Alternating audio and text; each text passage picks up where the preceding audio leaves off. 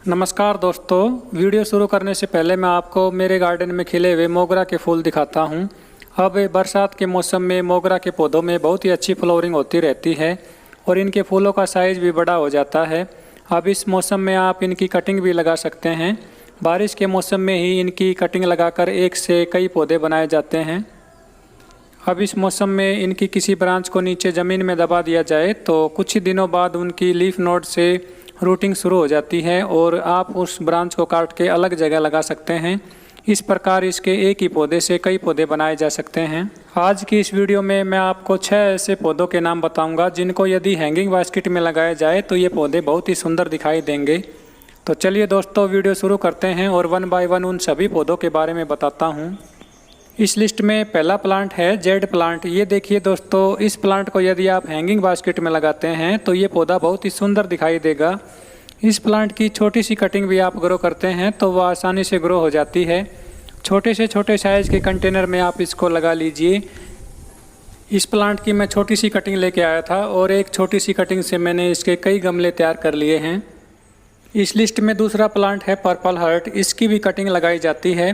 जब हम इसकी एक छोटी सी कटिंग को लगाते हैं तो ये कुछ ही दिनों में बहुत ही अच्छी ग्रोथ कर लेती है और ये पूरे गमले में फैल जाती है।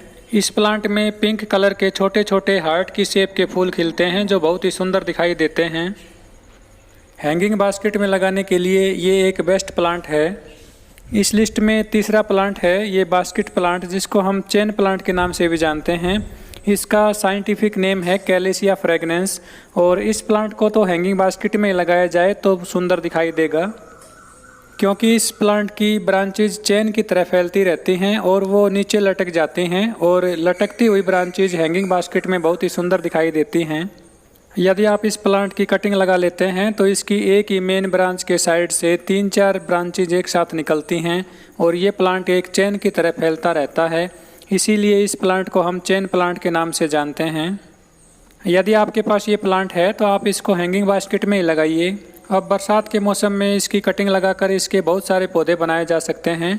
इसकी कटिंग आसानी से लग जाती है। नेक्स्ट जो प्लांट है उसका नाम है वंडरिंग जू। देखिए, मैंने वंडरिंग जू की कटिंग को नीचे ज़मीन में लगा दिया था और इसकी कितनी अच्छी ग्रोथ हो गई है। ये एक बेल की तरह फैल जाती है और इसकी छोटी सी कटिंग से ही इसकी बहुत सारी ब्रांचेज बन जाती हैं। इस प्लांट को भी यदि हम हैंगिंग बास्केट में लगाते हैं तो ये पौधा बहुत ही सुंदर दिखाई देगा। ज़्यादातर इस प्लांट को हैंगिंग बास्केट में ही लगाया जाता है क्योंकि इसकी ब्रांचेज भी लटकती रहती हैं। मैंने भी एक हैंगिंग बास्केट में इस प्लांट को लगा रखा है। ये देखिए दोस्तों, कितना सुंदर दिखाई दे रहा है।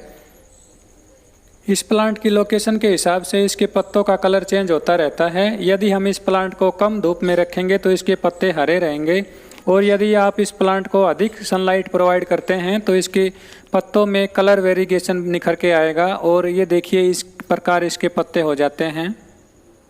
इस लिस्ट में 5वें नंबर पर है टर्टल वाइन। यदि आप अपने गार्डन में ग्रीनरी ऐड करना चाहते हैं तो इस बेल को ज़रूर लगा लें। ये बेल एक घास की तरह फैल जाती है और आपके गार्डन में ग्रीनरी ऐड करती है। यदि हम इस बेल को हैंगिंग बास्केट में लगा लेते हैं तो ये बेल नीचे 3 से 4 फीट तक लटक जाती है। इसको भी कटिंग से ग्रो किया जाता है और इसकी छोटी सी कटिंग भी यदि हम लगाते हैं तो वो भी फैल जाती है और पूरे गमले में भर जाती है। अब गर्मी के मौसम में इस बेल में बहुत ही अच्छी ग्रोथ होती है। सर्दियों के मौसम में ये बेल डोरमेंसी में चली जाती है मगर सूखती नहीं है। छोटी छोटी कटिंग लगाकर इसके कई गमले तैयार किए जा सकते हैं। इस लिस्ट में 6ठे नंबर पर है मनी प्लांट। यदि मनी प्लांट को हैंगिंग बास्केट में लगाया जाए तो ये बेल बहुत ही सुंदर दिखाई देगी। मैंने इस वीडियो में जो 6 पौधे बताए हैं इन सभी को आप कटिंग से आसानी से लगा सकते हैं और ये सभी पौधे हैंगिंग बास्केट में बहुत ही सुंदर दिखाई देते हैं। यदि आपको इस चैनल की वीडियोज अच्छी लगती हैं तो चैनल को लाइक एंड सब्सक्राइब ज़रूर कर लें। वीडियो में लास्ट तक बने रहने के लिए आप सभी दोस्तों का बहुत बहुत धन्यवाद। Thank you.